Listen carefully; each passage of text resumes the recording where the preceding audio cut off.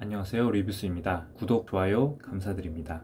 장나라가 드디어 알아냈습니다. 퍼즐 조각을 맞춰서 온유리, 즉 표여진의 존재를 알아냈습니다. 그 도화선은 온해선이라는 이름이었습니다. 지난 리뷰에서 말씀드린 것처럼 온유리의 성이 어머니로부터 나온 것임을 알게 되었는데요. 온이라는 성이 희귀하기 때문에 한 번 보면 쉽게 잊지 못했을 겁니다. 그래서 차마 직접 열어보지 못했던 판도라의 상자인 블랙박스까지 뒤진 것입니다. 처음부터 장나라는 이 상자를 열려고 하지 않았겠죠. 그래도 이 사람이 하는 말을 믿고 싶었기 때문입니다. 그렇게까지 했던 장나라가 믿었던 결과는 표여진과의 관계였던 겁니다. 드라마 전반 8회까지는 장나라가 각성하기 위해 시청자들에게 고구마를 주었다면 후반 9회부터는 각성한 장나라가 어떻게 이상윤을 망가뜨리는지에 대한 내용이 될 것 같습니다. 한편 10회 예고를 보면 이상윤이 표여진에게 끌린 이유가 살짝 나오는데요. 그 내용은 이렇습니다. 이상윤이 숨기고 싶은 치부가 있었는데 그걸 표여진에게 들킨 겁니다. 이때 나오는 장면이 병원에서 어떤 노인이 누워 있었는데요. 아마도 이상윤의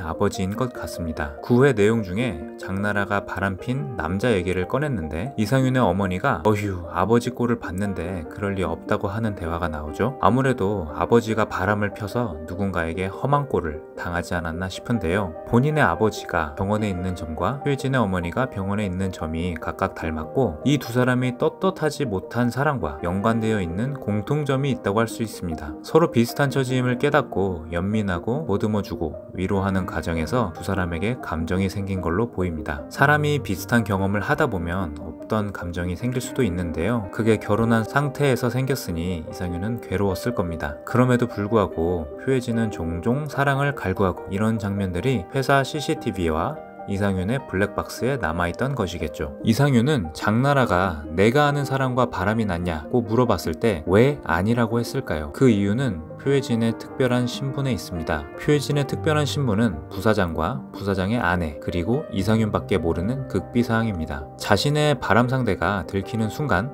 어떻게든 소문이 날 것이고 소문이 나지 않는다 하더라도 장나라에게 말을 못하는 겁니다. 장나라에게 표여진이라고 말하는 순간 그동안 충성했던 부사장과의 관계가 깨지니까요. 부사장은 이상윤에게 이사 등기 이전에 잡음을 내지 말라고 한 적이 있었는데요. 이상윤이 두려워하는 것은 바로 이런 지저분한 소문이 나는 것입니다. 그렇기 때문에 절대로 이 사실이 들통나면 안 되니까 부인에게도 말을 못한 것이겠죠. 그동안 고구마 100개를 먹은 이유가 어느 정도 이해가 갔습니다. 9화에 이르러서야 거의 모든 떡밥이 풀렸는데요. 아주 중요한 큰 떡밥이 남아있죠. 누가 장나라 PC에서 문자를 작성했냐는 건데요. 아무래도 표여진 스스로 벌인 일이 아닐까 싶네요. 그 이유는 추후 말씀드리겠습니다. 흑화된 장나라가 이상윤을 어떻게 지옥끝까지 떨어뜨릴지 여러분들은 궁금하지 않은가요? 저는 내일 다시 돌아오겠습니다.